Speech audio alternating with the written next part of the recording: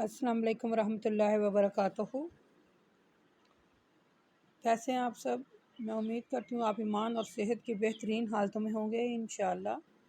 اللہ تعالی ہماری طرف اور آنے والے شر کو خیر میں بدل دیں۔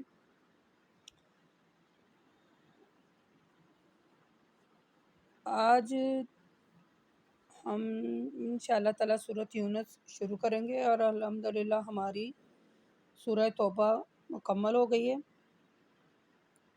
سورۃ یونس میں ہم یہ ایک نبی کے نام سے سورت ہے، سورۃ یونس، اور قرآن پاک کی ترتیب کے لحاظ سے یہ یعنی کہ جو سورۃ یونس ہے یہ پہلی ہے، یعنی یہاں سے شروع ہو رہی ہے۔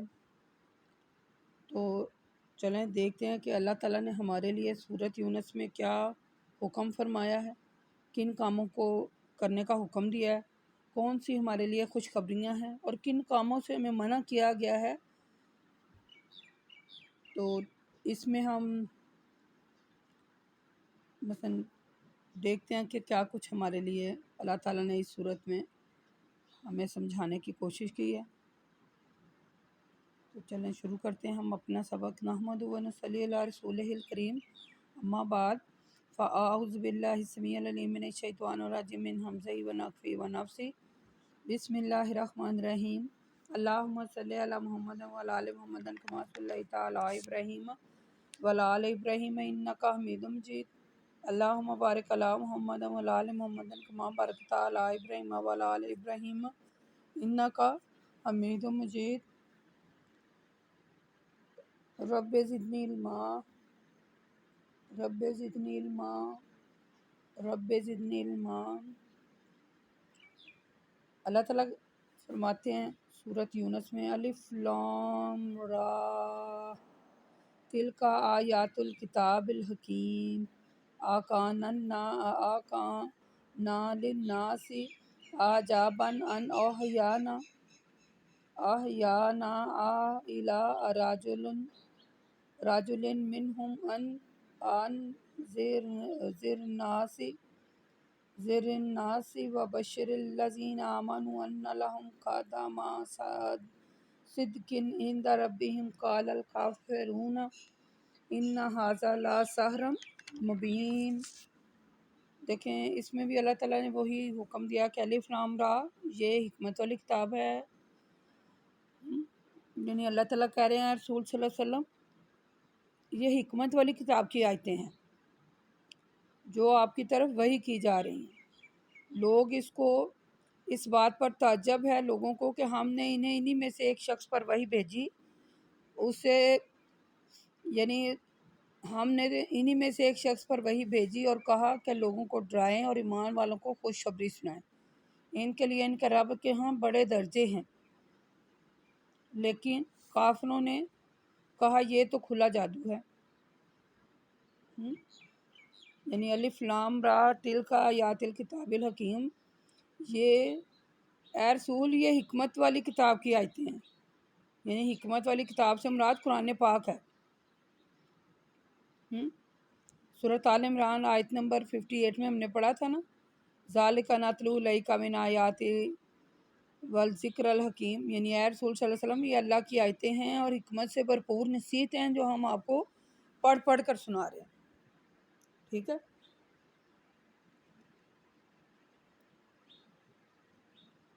یعنی اس آیت میں اللہ تعالیٰ نے قرآن پاک کی یعنی کہ قرآن پاک کی اہمیت کو اجاگر کیا ہے کہ اس کتاب کی کیا اہمیت ہے، اس میں کھلی حکمت ہے، اس میں کھلی حکمت ہے، جبکہ کافر کیا کہہ رہے ہیں یہ کھلا جادو ہے۔ اس میں نصیحتیں ہیں، اس میں اللہ تعالیٰ نے خوشخبریاں سنائی ہیں، اس میں اللہ تعالیٰ نے ڈرایا ہے، تو یہ لوگ کیا کہتے ہیں یہ تو کھلا جادو ہے۔ یعنی کافر جو ہیں وہ ہٹ درمی کے ساتھ اس کا انکار کر رہے ہیں اور اللہ کے رسول صلی اللہ علیہ وسلم پر ایمان نہیں لاتے۔ ان ربکم اللہ الذی خلق السماوات والارض فی ستۃ ایام ثم استوی علی العرش یدبر الامر ما فی شفیعا الا من بعد ہی. دیکھیں اس میں پھر وہی اللہ تعالیٰ کہہ رہے ہیں کہ اللہ تعالیٰ بے شک اللہ تعالیٰ نے ہی پیدا کیا آسمان اور زمین، جس نے بنائے 7 آسمان اور پھر زمین. الا من بعد ہی اذن ہی ذالکم اللہ ربکم فاعبدوہ افلا تذکرون. الیہ مرجعکم جمیعا وعد اللہ حقا انہ یبدل خلق ثم. پھر اللہ تعالیٰ کہہ رہے ہیں لوگوں بے شک تمہارا رب اللہ ہے جس نے 6 دن میں آسمانوں اور زمینوں کو پیدا کیا، پھر عرش پر جلوہ گر ہوا. وہی ہر کام کی تدبیر کرتا ہے، اس کے ہاں بغیر اس کی اجازت کے کوئی سفارش قبول نہیں ہوتی. وہی تمہارا رب ہے، لہٰذا اس کی عبادت کرو. اور آخر تم غور کیوں نہیں کرتے؟ کیا کسی اور کی بھی یہی شان ہے؟ اگر نہیں ہے اور یقیناً نہیں ہے تو پھر اس کی عبادت کیوں نہیں کرتے؟ تم سب کو اللہ کی طرف لوٹ کر جانا ہے، یہ اللہ کا وعدہ ہے اور اللہ کا وعدہ سچا وعدہ ہے. وہی ہے جو مخلوق کو پہلی بار پیدا کرتا ہے، پھر وہی ہے جو دوبارہ اس کو پیدا کرے گا اور پھر حساب لے گا.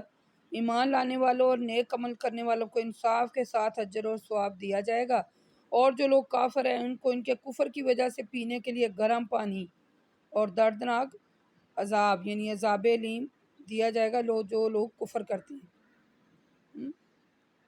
یعنی جب کافروں نے اللہ کے علاوہ بہت سے رب بنا رکھے تھے نا، پیچھے ہم نے پڑھا نا، کبھی چاند، کبھی سورج، کبھی تارے، کچھ بھی، تو ان کی پوجا کرتے، ان کو حاجت روا سمجھتے، مشکل کسار نظریں نیازیں کرتے. کسی کو اللہ کا بیٹا کہتے، کسی کو بیٹی کہتے. الغرض انہوں نے اللہ تعالیٰ کی ذات اور صفات اور حقوق میں اس بندوں کو بھی شرک بنا رکھا تھا. یعنی جو کچھ بھی نہیں کر سکتے ان کو بھی شریک بنا ہوا ہے. قرآن پاک میں اللہ تعالیٰ نے جگہ جگہ ان افعال کا ذکر کیا ہے. ہم نے سورہ توبہ آیت نمبر 31 میں بھی اس کے بارے میں پڑھا. سورۃ بقرہ میں بھی ہم نے اس کے بارے میں پڑھا آیت نمبر 255 میں، کہ کون ہے جو اس کی سفارش کے بغیر، اجازت کے بغیر اس کی کوئی اس سے کسی کی سفارش کر سکے.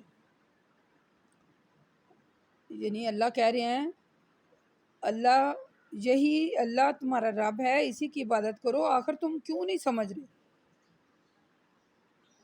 اور کوئی ایسے کام کر سکتا ہے؟ اور نہ ہی کوئی اس کے سوا کوئی عبادت کے لائق ہے. صرف اللہ کو اپنا رب مانے جس نے آسمانوں اور زمینوں کو پیدا کیا، جو تمام کائنات کے تمام اموروں کی تدبیر کرتا ہے، جس کی اتنی بلند بالا شان ہے کہ اس کے ہاں اس کی اجازت کے بغیر کوئی کچھ بھی نہیں کر سکتا، اور اسی کے پاس لوٹ کر جانا ہے. ہو واللہ جعل لکم الشمس ضیاء والقمر نورا وقدرہ منازل لتعلموا عدد السنین والحساب ما خلق اللہ ذلک الا بالحق یفصل الآیات لقوم یعلمون. وہی ہے جس نے سورج کی روشنی، چاند کو نور بنایا اور چاند کے درمیان منازل طے کی تاکہ تم سال کو شمار کر سکو اور حساب کتاب رکھ سکو. یہ سب کچھ اللہ تعالیٰ نے حق کے ساتھ پیدا کیا. علم والوں کے لیے وہ اپنی آیات کو علیحدہ علیحدہ بیان کرتا ہے تاکہ وہ سمجھیں. یعنی گزشتہ آیت میں اللہ تعالیٰ نے اپنے رب ہونے کے دلائل بیان کیے ہیں. اس آیت میں مزید دلائل دیتے ہوئے اللہ تعالیٰ فرماتے ہیں وہ والذی جعل لکم الشمس والضیاء، کہ جس نے سورج کو روشنی کا منبع بنایا اور چاند کو نور بنایا اور اس کی منزلیں مقرر کی تاکہ تم سال کی گنتی معلوم کر سکو. ما خلق اللہ ذالک الا بالحق، یہ سب کچھ اللہ نے حق کے ساتھ پیدا کیے. یعنی یہ کوئی کام دوسرا بندہ کر سکتا ہے؟ ان تمام آیات کا خلاصہ یہ ہے کہ اللہ تعالیٰ نے دنیا کو کسی خاص مسلک سے پیدا کیا اور اس مسلک کی طرف الینا لا ترجعون اور الیہ المصیر میں بڑا لطیف اشارہ ہے. سمجھیے اس بات کو، ٹھیک ہے؟ یعنی دنیا اور دنیا کی تمام چیزوں انسانوں کے لیے پیدا کی گئی ہیں. انہیں چاہیے کہ ان چیزوں سے اپنے خالق کو پہچانیں، صرف اس کو اپنے رب نہ سمجھیں، اس کی عبادت کریں اور ان کی جو نعمتیں ہیں اس کا شکر ادا کریں. کہیں ایسا نہ ہو کہ پھر انہیں ڈرانا چاہے ایک دن وہ اس کے پاس لوٹیں. جب ہم اس کے پاس لوٹ جائیں تو وہ اللہ تعالیٰ کہے کہ میں نے تو تمہیں بتائی تھی، ہر بات کھول کھول کر اپنی آیتوں میں بیان کی تھی، ہے نا. وہ فصل آیات لقوم یعلمون، یعنی سمجھنے والوں کو اس نے اپنی علیحدہ علیحدہ آیتیں بیان کی ہیں. سورۃ آل عمران آیت نمبر 190 تا 194 میں اس کی بات کی واضح دلائل ہیں. پڑھیے گا وہاں. یعنی اللہ تعالیٰ نے ان آیات سے صاف واضح کہا کہ عقل مند آدمی کائنات میں غور و فکر کرے اور کائنات کے مقصد کو پہچانے. وہ سمجھ لیتا ہے کہ یہ چیزیں ہماری آزمائش کے لیے پیدا کی گئی ہیں، اور اگر ہم آزمائش میں پورے نہیں اترے آگے آپ سمجھ گئے ہوں گے کہ اگر ہم اس کی آزمائش پر پورے نہیں ہوں گے تو پھر ہماری خیر نہیں ہے.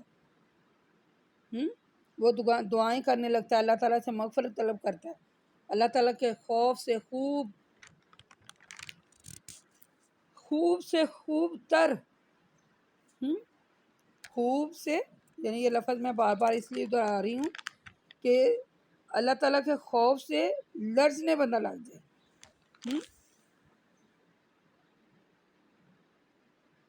یہ چاند ستارے اللہ نے پیدا کیے، چاند کی منزلیں بنائی، زمین پیدا کی، انسان قرآن پیدا کر کے اللہ تعالیٰ نے انسان کو شعور عطا کیا، دنیا میں چلے پھرے دیکھے. یعنی یہ جو سورج کے متعلق مسائل ہیں، دنوں کا شمار چاند کے، یعنی دنوں کا شمار سورج کے ذریعے کرے، دن کی ابتدا صبح صادق سے کرے اور رات کی ابتدا غروب آفتاب سے کرے. سورج کا مطلب، یعنی اللہ تعالیٰ نے جو سورج پیدا کیا ہے اس کا مطلب یہ ہے کہ جب سورج نکل آتا ہے تو دن چڑھ جاتا ہے، جب سورج غروب ہوتا ہے تو شام ہو جاتی ہے.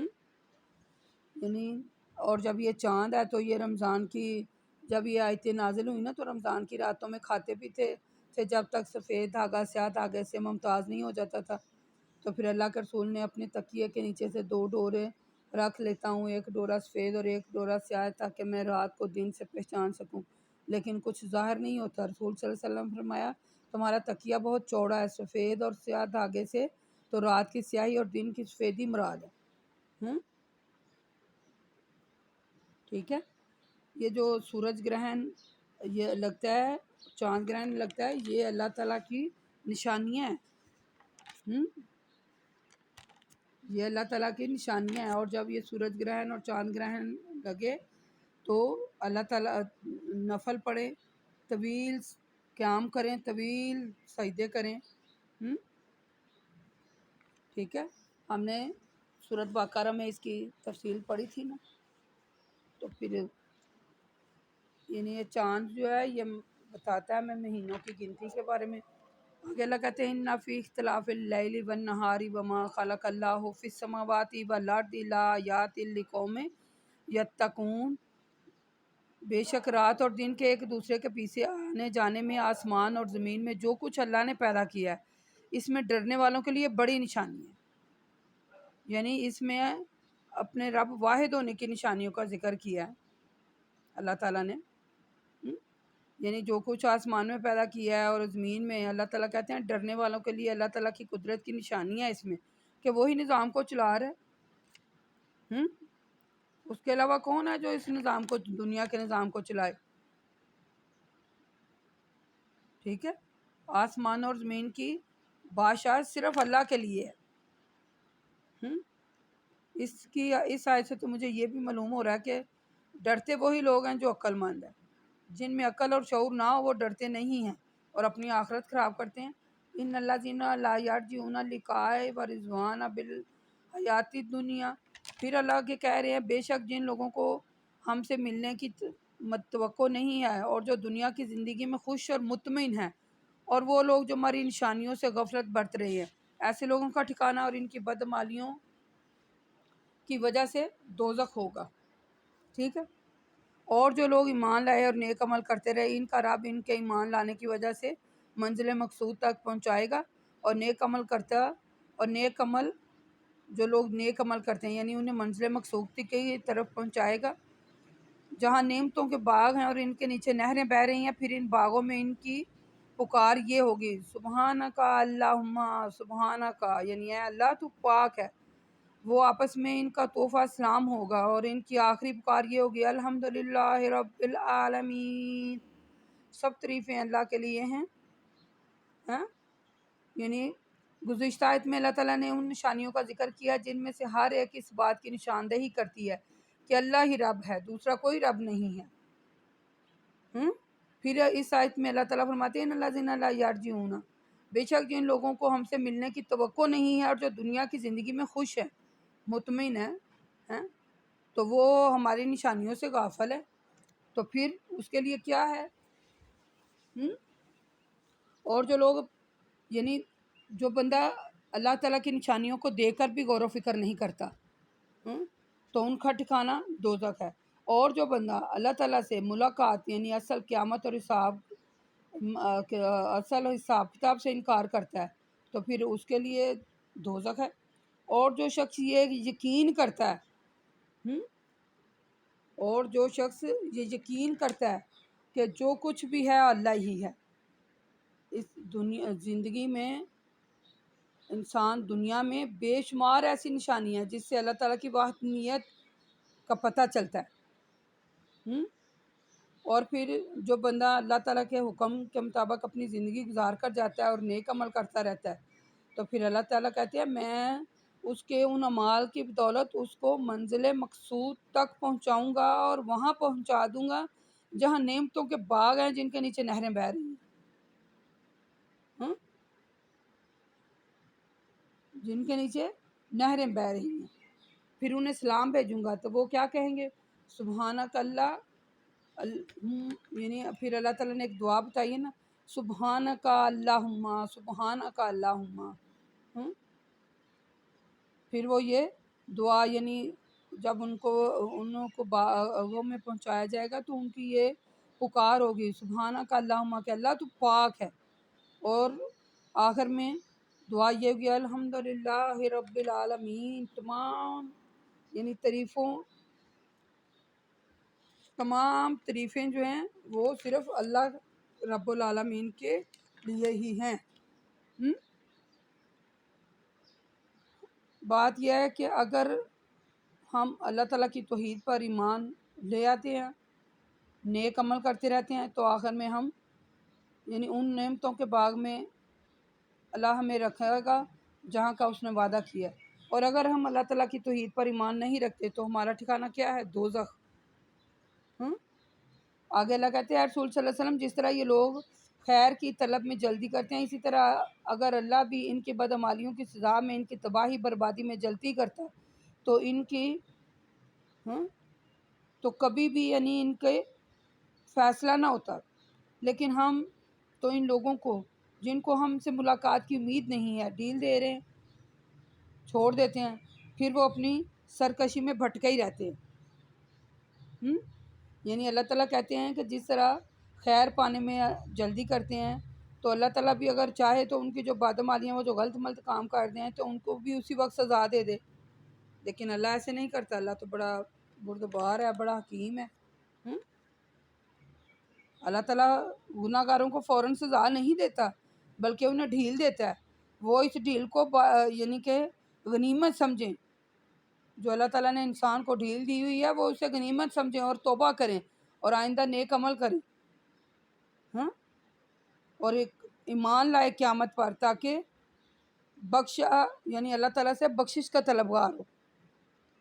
جب انسان کو کوئی تکلیف پہنچتی ہے تو لیٹے بیٹھے اور کھڑے ہر حال میں ہمیں پکارتا ہے، پھر جب ہم اس کی تکلیف کو اس سے دور کر دیتے ہیں تو وہ ہم سے اس طرح کنارہ کش ہو کر چلتا ہے جیسے اس نے گویا کبھی کسی کی تکلیف کو یعنی کہ کبھی دیکھا ہی نہیں ہے، جو اس کو پہلے کبھی نہیں پہنچی، پھر ہمیں پکارتا ہی نہیں ہے، پھر اس سے ایسے کنارہ کشی کو اچھا سمجھتا ہے۔ اس لیے کہ جو لوگ سرکشی میں حد سے بڑھ جانے والے ہیں ان کے اعمال ان کے لیے مزین کر دیے گئے ہیں۔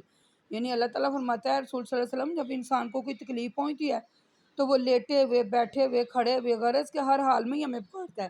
لمبی لمبی دعائیں ہم کرتے ہیں تاکہ ہماری دعا کو ہماری تکلیف دور ہو جائے، ہیں، اور جب پھر اللہ تعالیٰ ہماری سن لیتے ہیں اور ہم سے وہ تکلیفیں دور کر دیتے ہیں تو پھر ہم کیا کرتے ہیں؟ بے پرواہ ہو کر چل دیتے ہیں. ہاں، گویا اس نے تکلیف کے سلسلے میں جو اس سے پہلے کبھی پہنچی نہیں تھی، ہمیں کبھی پکارا ہی نہیں ہے، ہماری ناشکری کرتا ہے. تو پھر اللہ کہتا ہے جو لوگ اپنی سرکشی میں آگے بڑھ جاتے ہیں، ان کے بدعمالی ان کے لیے اس طرح مزین کر دی گئی ہے جس طرح خوشحالی کے زمانے میں انسان کی ناشکری اس کے لیے مزین کر دی گئی ہے. یعنی مصیبت میں اللہ تعالیٰ کو پکاری اور خوشی میں بھی اللہ کو پکاری. میں کہتی ہوں خوشحالی میں اللہ کو زیادہ پکارے، اس کی نعمتوں کا زیادہ شکر ادا کرے خوشحالی میں. وَلَقَدْ أَخْلَقْنَا الْقُرْآنَ مِنْ قَبْلِكُمْ. پھر اللہ کہہ رہا ہے کافرو، تم سے پہلے ہم بہت سی قوموں کو جب انہوں نے ظلم کیا تو اس ظلم کی سزا میں ہلاک کر چکے ہیں. ان کے پاس ان کے رسول کی کھلی نشانیاں لے کر آئے اور ان نشانیوں کو دے کر انہیں ایمان لے آنا چاہیے، لیکن وہ ایسے کہاں کرتے ہیں کہ ایمان لے آئیں. اے کافر، ہم یہ بریکٹ میں ہے گا، ہم مجرم لوگوں کو اسی طرح ہلاک کر کے ان کی سرکشی کا بدلہ دیا کرتے ہیں. پھر ان کے بعد ہم نے تم کو اس زمین میں اس کا جانشین بنایا تاکہ ہم دیکھیں کہ تم کیسے عمل کر رہے ہو. یعنی اللہ تعالیٰ نے تمام کفار کو جو رسول صلی اللہ علیہ وسلم پر ایمان نہیں لائے تھے، خصوصاً مشرکین مکہ کو تنبے کرتے ہوئے فرمایا یہ آیت جو ہے نا انہیں تنبے کی گئی ہے کہ رسولوں کو جھٹلایا، حالانکہ ان کے رسول ان کے پاس تو اپنی رسالت کے دلائل لے کر آئے ہیں تاکہ وہ ایمان لے آئیں، لیکن وہ پھر بھی ایمان نہیں لاتے. پھر اللہ کیا کہتے ہیں کہ تمہارا بھی حشر وہی ہوگا، تمہیں بھی وہی عذاب دیا جائے گا اور نستر نبود کیا جائے گا جس طرح پہلے کیا جاتا تھا. ٹھیک ہے، اللہ تعالیٰ سے ہماری دعا ہے اللہ جو ہمارے لیے حکم نازل کر ہے ہمیں اس پر عمل کرنے والا بنا. آگے کہتے ہیں اللہ وَإِذَا تُتْلَىٰ عَلَيْهِمْ آیَاتُنَا بِالْبَيِّنَاتِ قَالَ الَّذِينَ، یعنی وقال الذین، اللہ کہتے ہیں اور اے رسول صلی اللہ علیہ وسلم جب ان لوگوں کو ہماری روشن آیتیں سنائی جاتی ہیں تو وہ لوگ جن کو ہماری ملاقات کا کوئی ڈر نہیں ہے آپ سے کہتے ہیں کہ اس کے علاوہ کوئی اور قرآن لے آؤ، اس میں کچھ رد و بدل کر دو. آپ ان سے کہہ دیجئے مجھے یہ اختیار نہیں ہے کہ میں اپنی طرف سے اس میں رد و بدل کر دوں، میں تو بس اس چیز کی پیروی کر رہا ہوں جو مجھ پر نازل کی گئی ہے، وہی کی گئی ہے، اور اگر میں اپنے رب کی نافرمانی کروں تو مجھے بڑے دن کے عذاب سے ڈر لگتا ہے. اور اے رسول صلی اللہ علیہ وسلم آپ یہ بھی کہہ دیجئے کہ اگر اللہ چاہتا تو میں یہ کتاب تم کو پڑھ کر نہ سناتا اور نہ اللہ تم کو اس سے آگاہ کرتا. اور اے کافرو، میں تم سے پہلے تم لوگوں میں اپنی عمر کا کافی حصہ گزار چکا ہوں، کبھی ایسی بات کہی ہے؟ کیا تم میں اتنی عقل نہیں ہے؟ جس شخص نے اتنی عمر تک کچھ نہ سیکھا وہ یکایک، یعنی کہ وہ کیسے سیکھ سکتا ہے؟ یعنی اس سے بڑا ظالم کون ہے جو اللہ کی طرف جھوٹ منسوخ کرے، جھوٹی باتوں کو، تو اللہ کی یہ آیت کو جھٹلائے؟ یقیناً کوئی نہیں ہے، یقیناً کوئی نہیں ہے. تو پھر یہ کیسے ممکن ہے کہ میں خود کسی بات کو بناؤں اور اسے اللہ کی طرف منسوخ کر دوں؟ اور نہ مجھ سے یہ ہو سکتا ہے جو کلام الہی میرے پاس آ رہا ہے اسے جھٹلاؤں. اگر دونوں باتوں میں سے کوئی بات بھی میں کروں تو مجھ سے بڑھ کر مجرم کون ہوگا؟ اور مجرم انہ لا یفلح المجرمون، اور مجرم کبھی بھی فلاح نہیں پاتے. یعنی اللہ تعالیٰ فرماتا ہے اس آیت میں کہ جب یہ آیتیں ان کفار کے سامنے ہماری روشن آیتیں پڑھی جاتی ہیں تو یہ لوگ جن کو ہماری ملاقات کا کوئی ڈر نہیں ہے تو وہ کہتے ہیں کہ قرآن کے علاوہ کوئی اور قرآن لے آئیے یا اس میں کچھ رد و بدل کرے. تو اس بات کے کہنے سے اس کی یعنی منشا یہ ہے کہ قرآن مجید میں جو خالص توحید کی باتیں ہیں وہ ہمیں پسند نہیں، اگر اس میں سے نکال دی جائیں تو ان کی جگہ ایسی آیتیں لکھ دی جائیں جن سے ہمارے معبود باطل کی بھی اہمیت آشکار ہو تو ہم اسے تسلیم کریں گے. حقیقت تو یہ ہے کہ قیامت اور حساب کتاب کا انکار کرنے والے ہی ایسی باتیں کرتے ہیں. ٹھیک ہے، ایسی باتیں وہی کرے گا جس کو یقین نہیں ہے. تو یہ کافروں کا مطالبہ تھا کہ کوئی دوسرا قرآن لے آئیں، اس میں رد و بدل کریں. تو پھر اللہ تعالیٰ نے ان کے اس مطالبے کا جواب دیا ہے. اللہ کہتے ہیں رسول ان سے کہہ دو کہ مجھے کوئی اختیار نہیں ہے، میں کوئی رد و بدل نہیں کر سکتا، میں جس کی پیروی کرتا ہوں میں جو چیز تم کو بتا رہا ہوں وہ مجھ پر وحی کی جاتی ہے. قرآن مجید اللہ تعالیٰ کی طرف سے بذریعہ وحی نازل ہوا ہے. تو اللہ کے رسول صلی اللہ علیہ وسلم نے اسے مثلا کہ اللہ وہ کہتے ہیں کہ میں اس میں قطعاً رد و بدل نہیں کر سکتا، جو مجھ پر وحی کی جا رہی ہے میں وہی باتیں اس میں کہہ رہا ہوں جو اللہ نے وحی کے ذریعے مجھے بتائی ہیں، ٹھیک ہے۔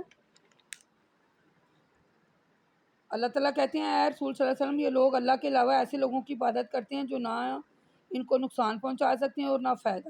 اپنی صفائی میں کہتے ہیں کہ ہم ان کو مشکل کشا نہیں سمجھتے بلکہ یہ اللہ کے ہمارے سفارشی ہیں، سفارشی سمجھ کر ہم ان کی عبادت کرتے ہیں۔ اور اے رسول صلی اللہ علیہ وسلم آپ ان سے پوچھئے کہ کیا تم اللہ کو آسمانوں اور زمین میں اور ایسی چیز کے وجود کی خبر دیتے ہو جن کے وجود کا اسے کوئی علم ہی نہیں ہے؟ ہاں بما لا یعلمون فی السماوات والارض سبحانہ و تعالی عما یشرکون، ٹھیک ہے۔ ان سے پوچھئے کہ کیا تم اللہ کو آسمان اور زمین اور ایسی چیزوں کے وجود کی خبر دیتے ہو جس کے وجود کا اس کو کوئی علم نہیں ہے، وہ پاک ہے، اور جو یہ شرک کر رہے ہیں نا وہ اس سے بڑا بلند و بالا ہے۔ یعنی اللہ تعالیٰ نے سورت کی ابتدا میں ہم نے اللہ تعالیٰ کی توحید اور ربوبیت کے دلائل پڑھے، پھر قرآن پاک کے کلام الہی ہونے کے دلائل اللہ نے دیا، پھر اس آیت میں اللہ تعالیٰ نے کفار کی حالت اور ان کے باطل جو کام ہے اس کو اللہ تعالیٰ نے ہائی لائٹ کیا کہ اللہ کے رسول صلی اللہ علیہ وسلم یہ کافر اللہ کے علاوہ ایسے لوگوں کی اور ایسی چیزوں کی پرستش کر رہے ہیں جو ان کو نہ نقصان پہنچاتی ہیں نہ فائدہ، یہ تو بس اللہ کے اختیار میں۔ ہم نے اس کے بارے میں سورۃ مائدہ میں پڑھا تھا آیت نمبر 76 میں، اس میں آپ دیکھ لیجیے گا، ٹھیک ہے۔ یعنی اللہ تعالیٰ پھر ہمیں توحید کے بارے میں بتا رہا ہے کہ اللہ سب کچھ اللہ ہی کر سکتا ہے، اس کے ہاں کسی کو سفارشی نہ سمجھیے کہ یہ بندہ ہمارا سفارشی ہے، صرف اللہ کے سامنے جھکیں، اللہ کو سجدہ کریں، صرف اللہ کو مدد کے لیے پکاریں۔ آج کے لیے ہمارا یہ سبق اتنا ہی کافی ہے۔ وما الینا الا البلاغ المبین وقولوا قولی ھذا استغفر اللہ۔ یا اللہ میری دعا ہے یہ جو میرے پڑھنے میں غلطی ہو جاتی ہے یا میرے سمجھنے میں جو غلطی ہو جائے یا میری زبان سے کوئی ایسے لفظ نکل رہے جائیں جو مثلا جو لفظ صحیح نہیں لگے ہیں، یا اللہ میری پکڑ نہ فرمانا، میں تیری گناہ گار بندی ہوں، یا اللہ تو مجھے معاف کرنا، اور میرے منہ میں سے ایسے ہی لفظ نکلوانا جو دوسروں کی سمجھ میں آئے اور وہ تیری ہی عبادت کرنے لگ جائیں، یا اللہ تو مجھے معاف کرنا، یا اللہ تو میرے بھی گناہوں کو معاف کرنا، آمین ثم آمین۔